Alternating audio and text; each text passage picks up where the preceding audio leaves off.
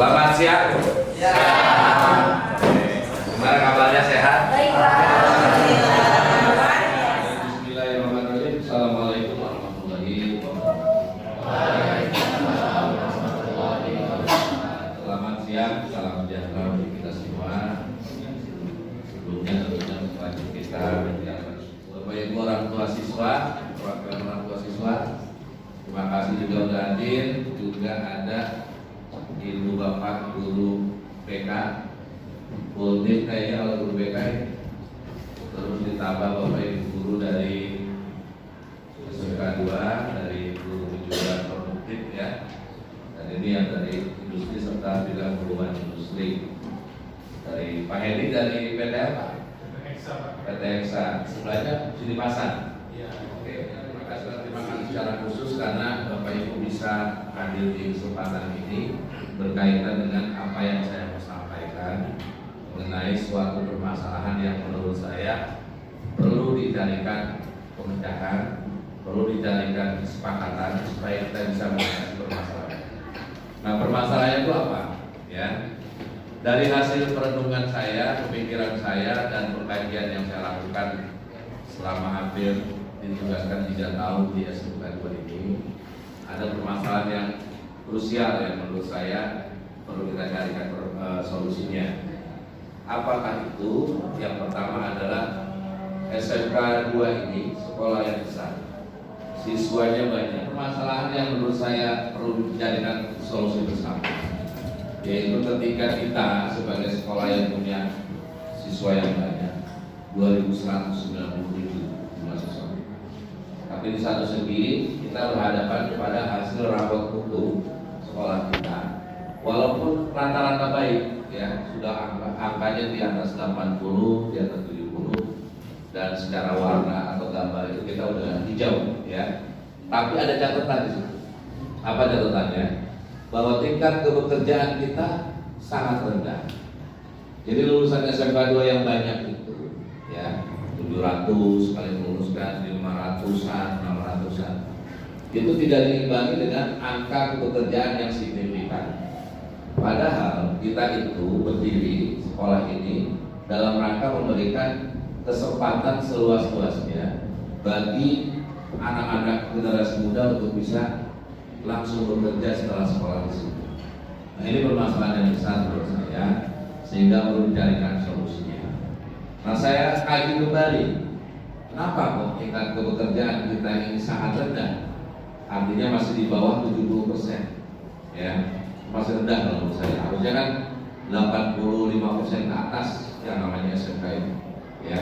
Ini kita masih 70% dan ke bawah. Walaupun memang ada yang perguruan tinggi, ada yang wirausaha, tapi intinya yang namanya SMK itu adalah harus bekerja, ya kan? Target utamanya adalah mendapatkan yang karakter kemandirian. Siswa-siswa kita itu sangat lemah, ya.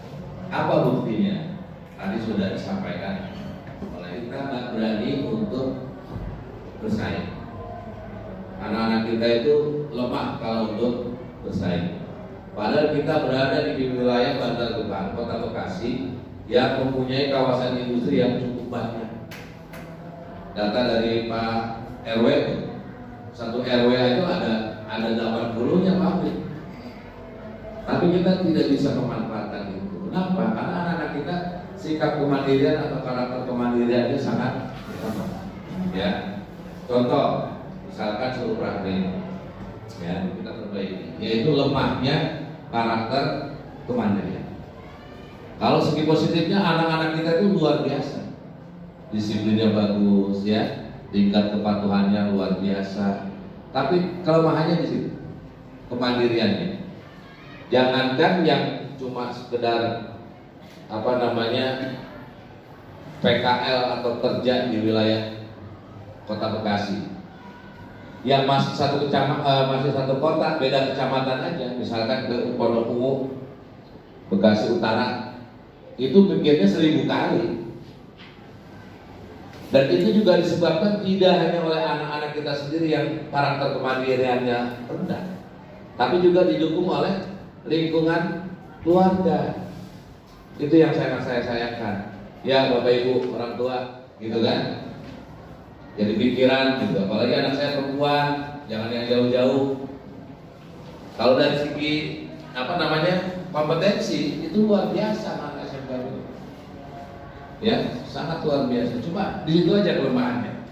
Sehingga ketika ada kesempatan yang disediakan itu lebih cenderung dihindari kalau dia jauh. Buktinya ada dari Pak Bidang Ubin ya.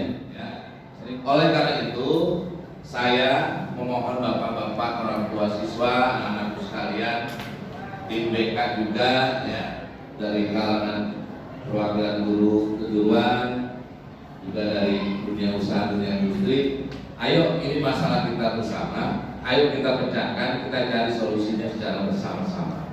Gitu. Kalau menurut Pak Hedi dari PT Oksagonal, bahkan tidaknya sikap kemendarian ini dipunyai oleh seorang siswa. Menurut Pak Hedi bagaimana? Sekarang. Ya, baik, terima kasih Bapak. Menurut saya dari pihak industri, di mana mandirian itu yang sudah disampaikan oleh Bapak Kepala Sekolah itu sangat relevan dengan kebutuhan kita yang ada di industri. Kompetensi yang dimiliki oleh anak-anak tersebut yang diasah atau dilatih di sekolah SMK Negeri 2 Kota Bekasi ini. Dan tidak lupa juga saya sampaikan, anak-anak SMK ini dibekali oleh latihan-latihan tes psikotes yang seperti kita sudah lihat banyak ya, contoh-contoh yang bisa kita download di internet untuk diberikan kepada anak-anak calon-calon pekerja. Karena terus terang memang anak-anak SMK ini kalah dengan lulusan SMA pada saat seleksi awal, yaitu pada saat di psikotes ini. Itu saja mungkin Bapak dan saya. Nah, saya mau tanya bapak-bapak dan orang tua siswa dulu nih, dan ibu-ibu orang tua siswa. Misalkan begitu lulus dari SMK 2 direkrut atau diterima di perusahaan yang di luar pulau atau jauh lah dari pendidikan, kira-kira pendapat bapak seperti apa? Kenapa? Terima kasih Bapak atas pertanyaannya. Kalau dari saya pribadi sebetulnya, apalagi kalau anak satu-satunya ya Pak, hanya cuma satu-satunya. Jadi kalau misalnya ke luar pulau agak berat juga Pak. Dapetinnya aja susah. Ke luar pulau itu berat Pak. Jadi kalau bisa tetap dekat dengan orang tuanya Pak, gitu. Baik, silakan. Pak, terima kasih Bapak Sekolah Sambil juga. Ini Pak yang akan saya sampaikan terkait dengan program PKL. Yang pertama, diinformasikan dulu Pak ada penakalan baik dari siswa maupun orang tua. Kemudian biar gambarannya Pak, kalau misalkan kita ke luar wilayah Bandar Gebang, kira-kira ini ongkos buat anak cukup nggak? Juga untuk biasanya kan misalkan SMK Negeri 2 kan ada program ke Bandung itu Pak. Nah itu juga fasilitasnya juga Pak, biaya hidupnya itu yang kadang saya itu juga Pak. Jadi langsung lagi. Ya, terima kasih. Terima kasih Pak Sugiman dan Pak Yogas. Dari Pak Erwan gimana Pak Erwan? Komunitas kita. Iya Pak. Baik, gue mau Pak kepala sekolah yang saya cintai dan saya dan industri dan teman-teman para warga. Syukur alhamdulillah bahwa dari SMK Negeri 2 Kota Bekasi berdiri dari mulai tahun 2004 berada di Kelurahan Ciunik, Kecamatan Batuan. Ada beberapa kendala memang di Kota Bekasi yang menyebabkan bahwa untuk memotivasi agar anak-anak kita mau bekerja keluar, kadang-kadang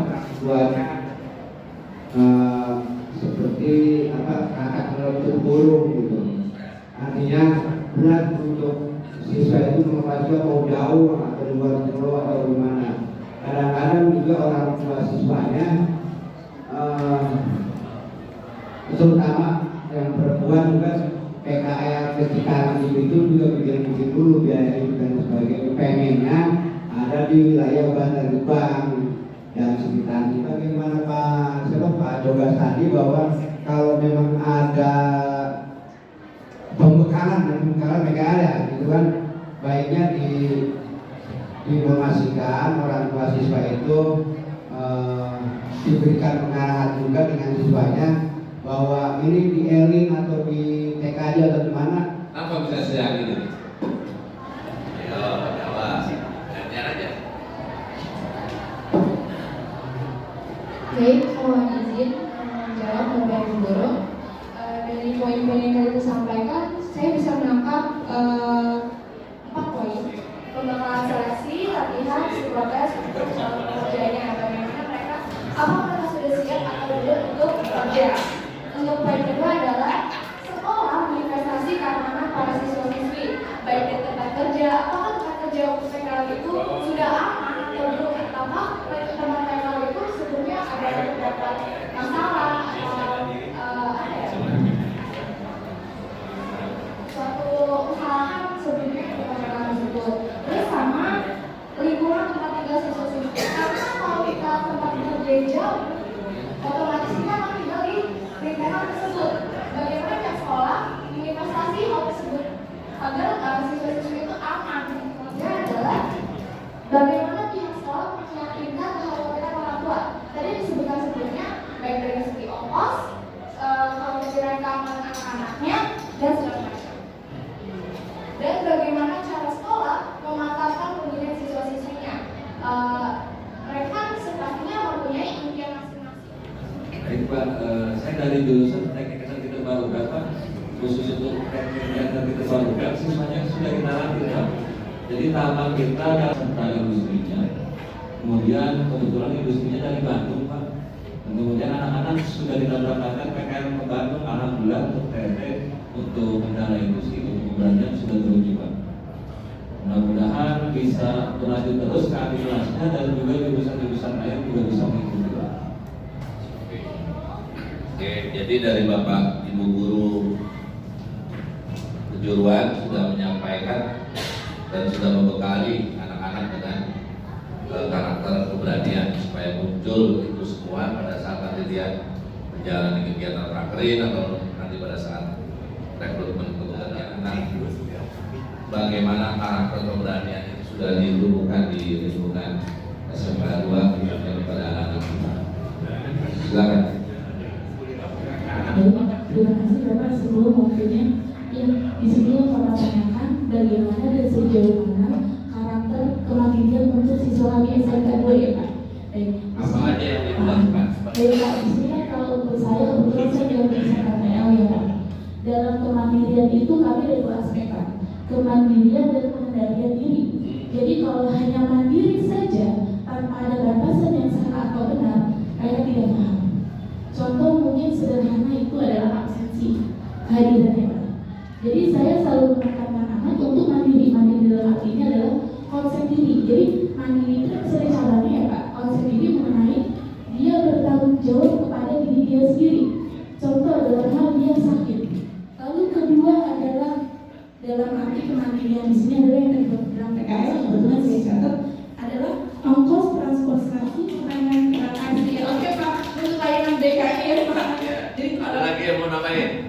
Kemandirian, pentingnya kemandirian menurut Bapak Ibu BK. Ya, kebetulan saya Dari Bu berkata tadi ada 2 poin ya. ya kebetulan sih ada akuntansi Pak. Anak akuntansi itu kebanyakan perempuan ya. Anak perempuan. Bahkan kalau misalkan kenyataannya gitu ya, sebenarnya mau ngapain gitu, mau kerja, tapi kendala saya orang tua nggak setuju kalau misalkan jauh gitu, karena pasti rasanya anak saya perempuan juga orang tuanya itu berpikiran bahwa anak perempuan tuh nggak boleh jauh-jauh gitu. Kalau bisa PKL dekat-dekat kita sini aja, Iul, Seting gitu kan. Padahal sebenarnya lebih baik lagi dan lebih bagus kalau misalkan mereka bisa cari pengalaman di tempat yang lebih jauh. Terus orang tua ini boleh nggak sih motivasi orang tua, terus niat dari mereka sendiri gimana caranya mereka meyakinkan orang tuanya bahwa saya bisa survive di tempat yang jauh dari baik Bapak Ibu, berarti kita sudah mengerucut ya pada satu hal bahwa urgensi tentang kemandirian ini memang sangat diperlukan dalam rangka kita menyiapkan generasi lulusan SMK 2 ini bisa punya daya saing yang tinggi dan yang pada akhirnya nanti mendongkrak daya pekerjaan, daya penerimaan lulusan SMK 2 di dunia usaha, dunia industri. Kalau kita mau berdebat, kebanyakan kalau di survei itu dari Jawa Tengah, Jawa Timur, Lampung, ya, kemudian dari Nusa Tenggara dengan hal-hal yang lain. Kalau kita tidak punya sikap kemandirian yang baik. Nah sekarang coba kita bedah kaitannya kemandirian dengan apa namanya? Coba, jadi kuncinya adalah bagaimana sikap kemandirian itu bisa ditumbuhkan di anak-anak SMK 2 ini sehingga nanti pada saatnya nanti ketika lulus atau ketika prakterin dan lain sebagainya, hambatan-hambatan yang tadi kita khawatirkan itu bisa kita tentang kemandirian ini perlu atau tidaknya. Sepakat ya, Pak Ibu dari guru kejuruan? Sepakat ya. Dari PK sepakat ya? Anaknya harus mandiri Bu. Insya Allah selamat Bu kalau mandiri yang kuat. Yang penting Ibu mah tugasnya ngedoain ya. Pak, sepakat Pak ya? Kemandirian harus kita perlukan. Karena tanpa ada kemandirian ya akan lemah segala sesuatunya juga.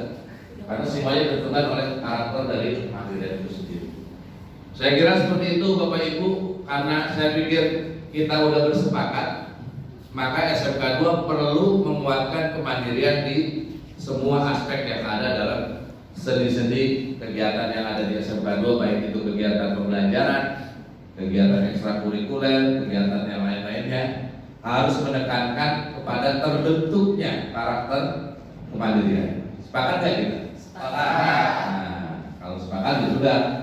Ya, ini mungkin kita supaya ini benar-benar jadi sesuatu yang bermakna, ya, sebagai salah satu bentuk arah perubahan ya, arah perubahan yang akan saya coba di SMK 2 ini, maka saya butuh kesepakatan dari perwakilan orang tua, tokoh masyarakat, dari anak-anakku sekalian, para siswa, bahwa kita berkomitmen sama untuk menganggap bahwa kemandirian ini sesuatu yang wajib, sesuatu yang penting.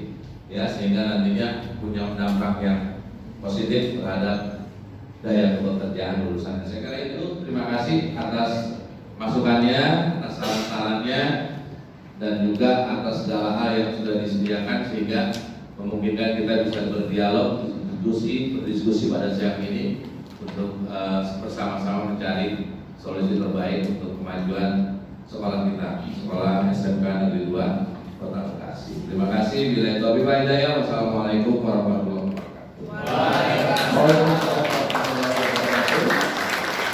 Terima kasih kami sampaikan kepada Bapak Kepala Sekolah yang telah memaparkan sebuah prakarsa perubahan. Semoga bisa meningkatkan daya gedor di SMK Negeri 2 Kota Bekasi. Yang hadir pada kesempatan kali ini untuk bisa menandatangani komitmen bersama yang sudah disepakati di kesempatan hari ini. Dari unsur perwakilan orang tua, dipersilakan nanti bisa Bapak dipersilakan.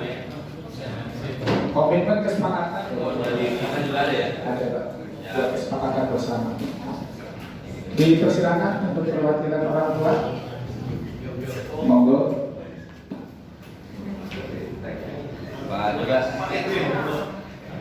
Iya. Bisa silakan Pak.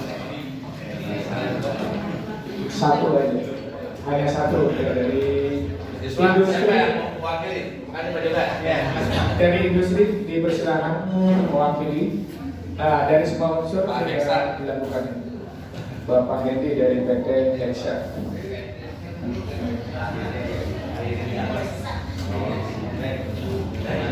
Terima kasih perwakilan murid hari ini sudah mengikuti kegiatan hari ini. Dipersilakan.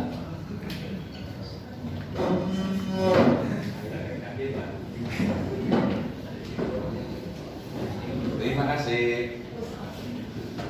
Baik.